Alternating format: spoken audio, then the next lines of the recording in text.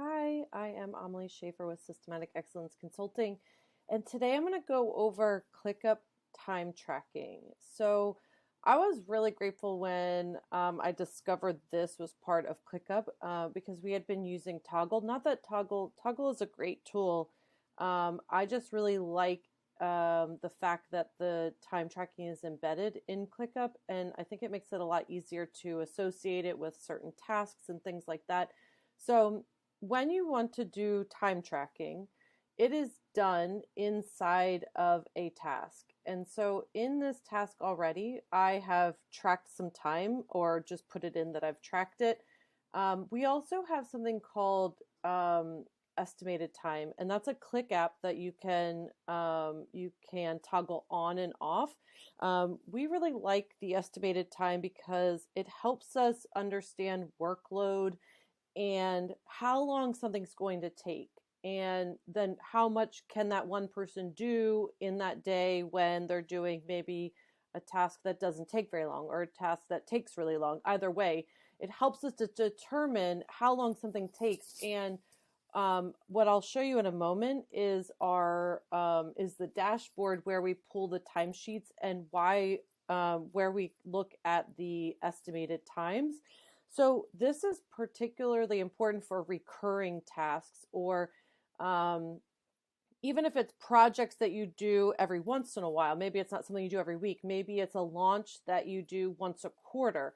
But if you understand how long those things take, it helps you to plan more effectively.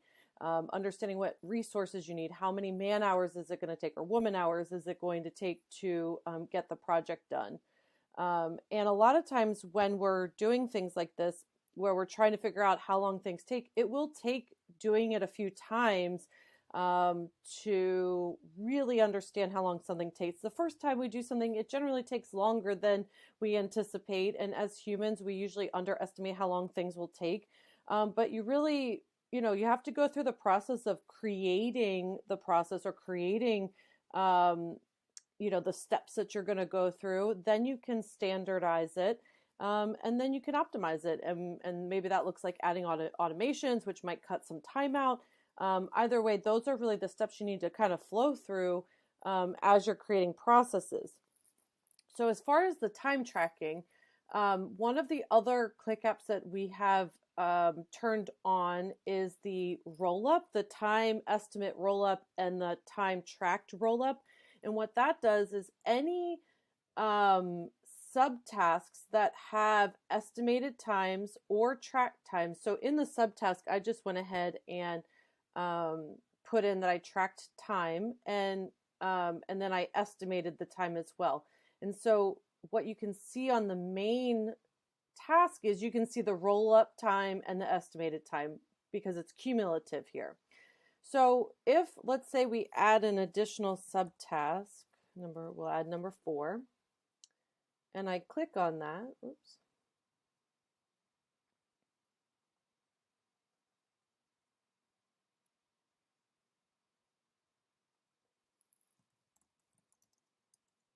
Let's see.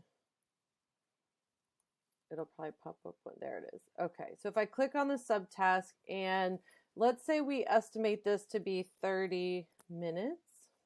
So I'm just going to type that in. And when you create tasks into templates, it saves your estimated time in the template as well. If you create the template, let's say this is like our blog process, and each of our subtasks we have an estimated time. It will save that as the part of the template, which is really great because then every time you duplicate it or use a template, those estimated times will be there already. So let's say we're estimating that time. Now for the time tracker, all you do is start the timer by clicking on it. Now down here in the far right corner is the timer, which is really nice. So even if you have to leave the task or this page or whatever, you still have your timer down here. And if you have the app on your phone, then you can start the timer from there as well. So right down here is your timer. And if we're going to go out, we'll just go ahead and turn that off. Let's say, I forgot to start the timer. I can add it manually here. So let's say this actually took me an hour versus just 30 minutes. So I'm going to go ahead and hit save. It's now going to have an hour and 19 seconds. And we've estimated 30 minutes. Okay.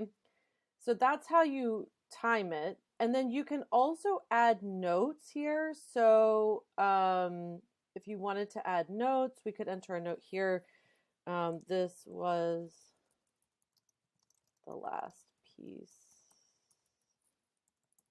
to finish. And then let's say maybe we did 30 minutes.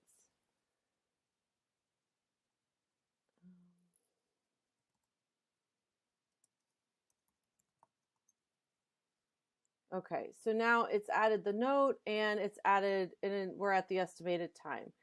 So again, you'll notice up here, it's now rolled up or calculated all of that time that we've added. And you can do the timer in the main task. So, you just start the timer. So now it's tracking the time. And I'm going to show you on the dashboard where it breaks it all down of like, what was I working on, or, whatever. So you can see that, and an opportunity to see timesheets and stuff, which is really great. So you can see how many hours people worked on which day. And I'll show you that in a minute. So I'm just having the timer run right now. You can just leave this running, go and do what you have to do, come back, turn it off. If you forgot to turn it off, you can edit the time, to say like, hey, it wasn't, 5 hours, it was only 1 hour. And you can add a note if you to it, just like I showed you. So that's the time tracking for the task. Now, what I was going to show is that if time tracking and time estimates are important, you can, in the list view, you can create the custom fields to show those times if that's important. If you want to see that as soon as you open it up versus having to open up the task, you can set those custom fields here just by putting on the plus sign and then selecting fields. And then obviously they're already selected, so I don't need to do that. But from this list, I can select the different fields that I want included to be along the top here. And then I'll just show you in board view what this will look like. So you can see the estimated time here. And if we have the box view open, this is what that would look like. I don't typically use the box view. This is not something that a view I typically use, but it's there for you. In the calendar view, that's why I didn't give them due dates or, so let me assign them to me really quick.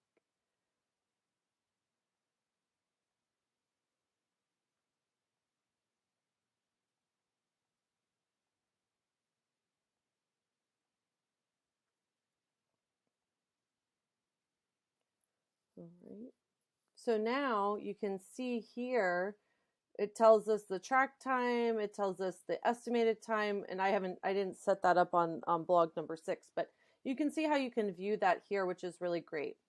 So what I'm going to do is I'm going to go ahead and swap over to the dashboard, and I have pulled, 1 second. Okay, so for the time reporting, what I did is I created a new dashboard, and then I added the widgets. So let's go to editing. I added the widgets from time tracking. So you have time reporting, timesheet, billable report, time estimated, and then the time tracked. So what I'm pulling is time reporting and timesheet. And here we have time reporting. And you can set the filters where it says grouping. So this is folder first, then list, and you can add tags and things like that. The thing I want to point out most is just the grouping option. So this is folder, then list. So that's what this looks like. So folder, one of our clients or content management, and then list is going to be the weekly calls, and the list is blog production. So then we can see where that's located. And then if we do time reporting and we do list, then task, we're going to see list, and then we're going to see task. So we see the list that it's in, and then we see the task. So this was the main task, and then all the subtasks. And really quickly, I want to point out, so we have the estimated time and the track time. And this is where about, I don't know, I'd say like once a month, usually, sometimes twice a month, we will look at how closely we are matching our track time with our estimated time, and then adjust or find out why things are taking longer than they need to, not need to, but why they're taking longer than we had anticipated. And figure out, okay, so is this a special case? Was it just this one time that this took longer? Or is this something that's going to continue to take longer? And so then we can gauge, how many of one thing, how many blogs can someone do in one day if it takes, right now it's looking like 6 hours to do. So is that something, and how many people do we have working on it? If it's more than one, and maybe it's only taking each person 1 hour, or, maybe each person 2 hours, they could probably do more than one in a day. So now that's how we really use that estimated and track time. And we do a review of it, like I said, about once a month to make sure that we're matching them. In the beginning, we were not matched at all. And it does take time to figure out how long, is the expected time that these take. And then also understanding that sometimes it's not always, you have random times when it might take longer than other times. So, but if you can get it consistent that you're close, it will help with your resource management for sure. Okay, so then we're looking at the list and then the task, and then we're looking at the filter, which is the user and list. And we could do user and task. I can hit save on this. And then it's going to show me, because that's who I filtered it out, so it'd be me.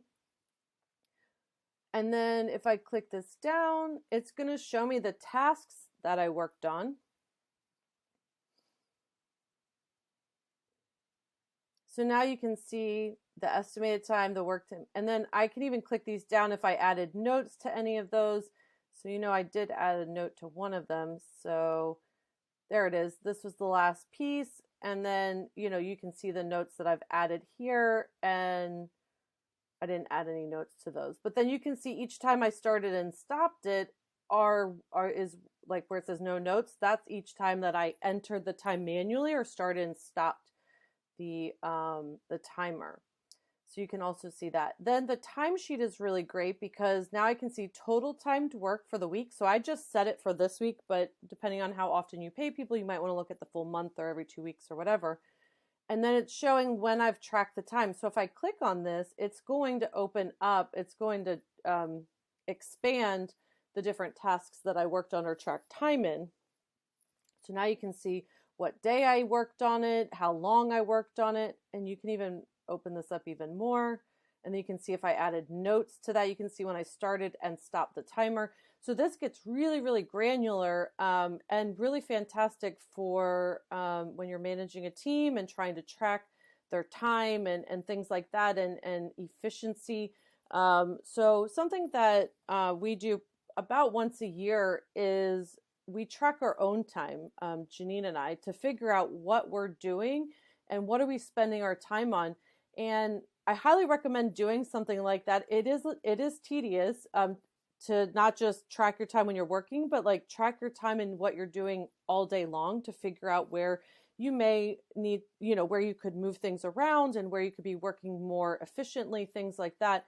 But the ability to track inside of ClickUp makes it really, really easy, and it's associated with specific tasks and things like that.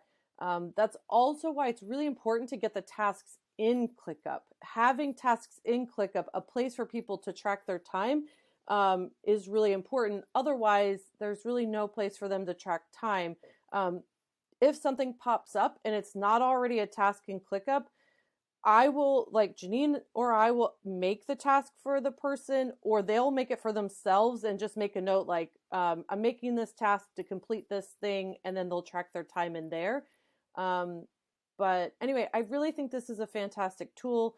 I think the time estimates and the track time are both valuable and really important. What I would do in the very beginning is I would start by having your team track their time, even if you,